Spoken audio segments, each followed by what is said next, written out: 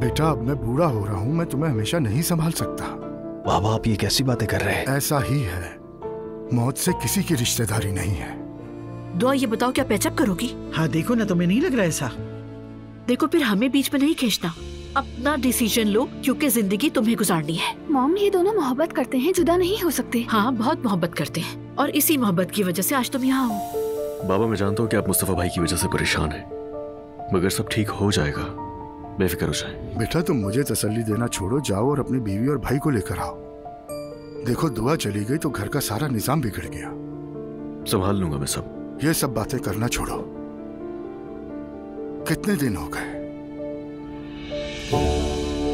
जब वो घर आए तो उसे बिठाकर बात करो उससे, उसे नरमी के साथ समझाओ कि हर झगड़े के बाद यूं घर से चले जाना कोई ठीक बात नहीं।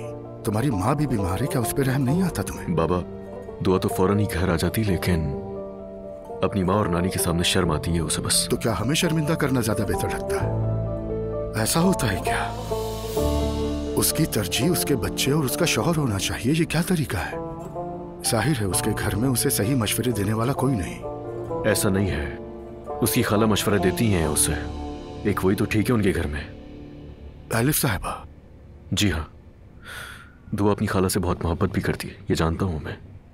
आलिफ साहिबा ने दुआ को समझाया तो है कि वो घर आ जाए बाबा, तब देखें क्या होता है। यानी आलिफ साहिबा मोहब्बत पर यकीन रखती है, उस घर में हर कोई हमारे खिलाफ नहीं है। चलो शुक्र है। ज़ैनब साहिबा को समझाना तो वाकई मुश्किल काम है, कोई फायदा भी नहीं उनसे बात करने का। मगर आलिफ साहिबा अलग है, दुआ अक्सर सुनती है उनकी। उस घर में एक वही है जो हमारे साथ हैं, वो ये कभी भी नहीं चाहेंगी कि दुआ हमसे अलग हो जाए। मैं सोच रहा था कि एक दफा आप बात करके देखें ना आलिफ साहिबा से।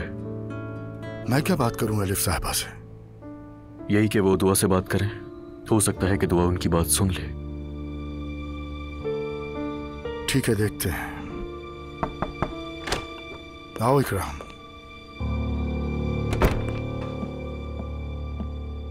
अजलान सर, फाइल्स आपके कमरे में रख दी हैं। ठीक है समझ गया, मैं आता हूं। बाबा? ठीक है बेटा।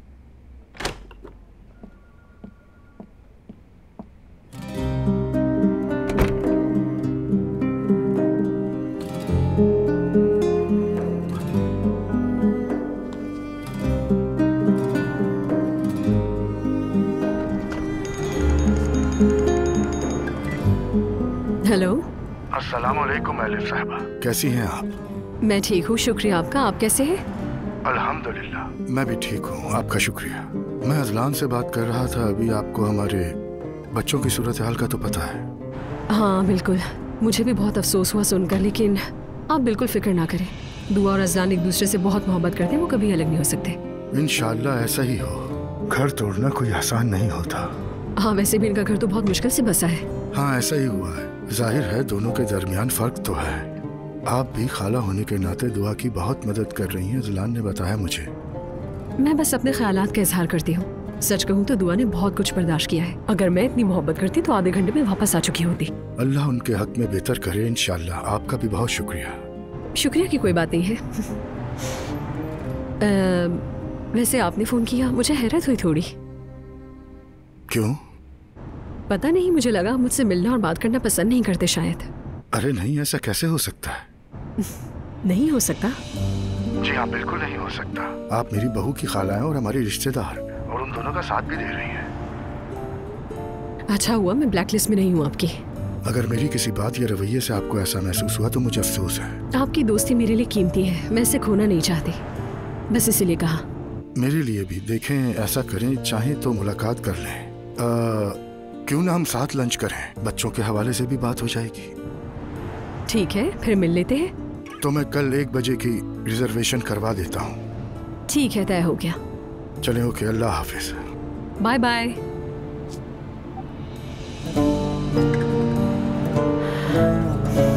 बेचारी कहीं ये ना समझे कि मैं उससे कतरा रहा हूँ। आ जाओ।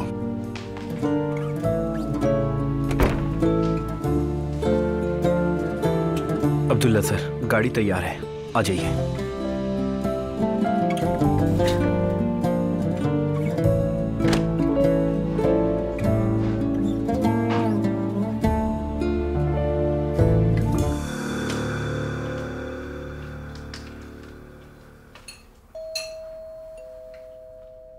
क्या इसमें नींबू का छिलका है? इसमें नींबू का रस है और संतरे का छिलका है। अरे अब्दुल्ला साहब, कैसी हैं आप? खुश आमदीद। अंदर आइए ना, मैं आपको पहले चप्पल दे दूं। ये लीजिए।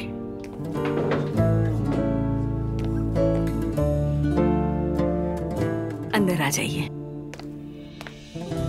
खुश आमदीद, खुश आमदीद। अस्सलाम वालेकुम, कैसे हो? खुश आमदीद बाबा। आप कैसी हैं? शुक्रिया, मैं ठीक हूँ। आप कैसे हैं? मैं बिल्कुल ठीक हूँ। तशरीफ रखिए, मैं आपके लिए चाय लेकर आती हूँ अब्दुल्ला साहब। ठीक है, बहुत शुक्रिया।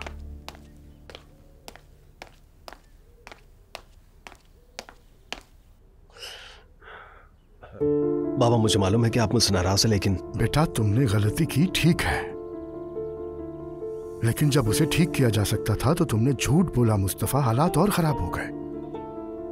मैं गुस्सा ना करूं, नाराज ना हूं तो और क्या करूं? तुम्हें शाबाश दूं मुस्तफा। बाबा आप दुरुस्त कह रहे हैं। अगर तुम सही थे तो यहां क्यों आ गए?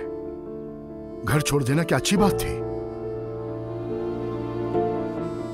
मैंने सोचा शायद आप मुझे देखना पसंद न करें। अगर ना भी देखना चाहूं तो कुछ देर बाद तो देखना चाहूंगा। तुम्हें इंतजार करना चाहिए था कि गुस्सा ठंडा हो जाए। और क्या तुम सूदखोरों के चक्कर में पड़ने वाले आदमी हो? असल में मुझे इस बात पर गुस्सा आता है कि तुमने खुद को इस हाल में पहुंचाया है। पैसे चले गए या खत्म हो गए, मुझे इसकी कोई परवाह नहीं। बेटा अब मैं बूढ़ा हो रहा हूं, मैं तुम्हें हमेशा नहीं संभाल सकता। बाबा आप ये कैसी बातें कर रहे हैं? ऐसा ही है, मौत से किसी की रिश्तेदारी नहीं है। जब अल्लाह पाक का हुक्म होगा हम दुनिया से रुखसत हो जाएंगे। आज अगर मैं तुम पे गुस्सा कर रहा हूं वो इसलिए कि कल तुम खुद संभल जाओ। जाओ और अपनी बीवी को बुलाओ, हम घर जा रहे हैं। जैसा आप कहें बाबा, मैं अभी उसे फोन करके बुलाता हूँ, बाहर है। ईमान को तो देखें, कितनी बदतमीज है। बाबा से बात की मैंने, वो अलग हो गए हैं। मगर वो तो शादी करने वाले थे। अब अल्लाह जाने उस लड़की के साथ क्या कर दिया है। एक बुरी औरत 40 घर बर्बाद कर देती है, ये बात बेमानी नहीं है। बेइज्जत हो गए, शर्मिंदा हो रही हूँ मैं तो बहुत ज्यादा। जमीन में धंस गई हूँ मैं तो। लेकिन मॉम हमने क्या किया? मॉम हमने क्या किया? कुछ नहीं किया, यही तो प्रॉब्लम है। कम से कम दुआ को चाहिए था कि वो अजलान को खबरदार कर देती रेहान के बारे में। अब मैं मुजरिम बन गई हूँ, है ना?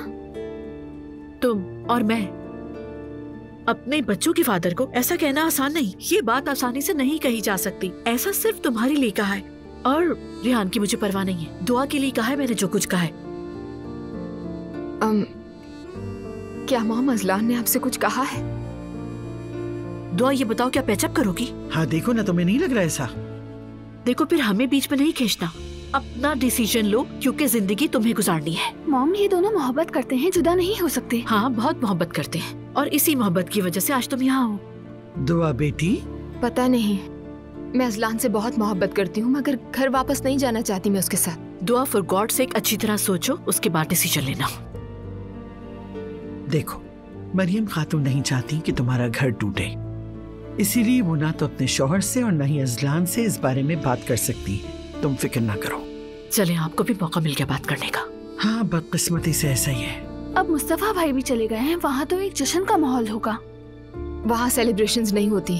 कितना अच्छा लड़का है वो। बहुत अच्छा। और उसने मुझे बार बार फोन करके थैंक्स किया है।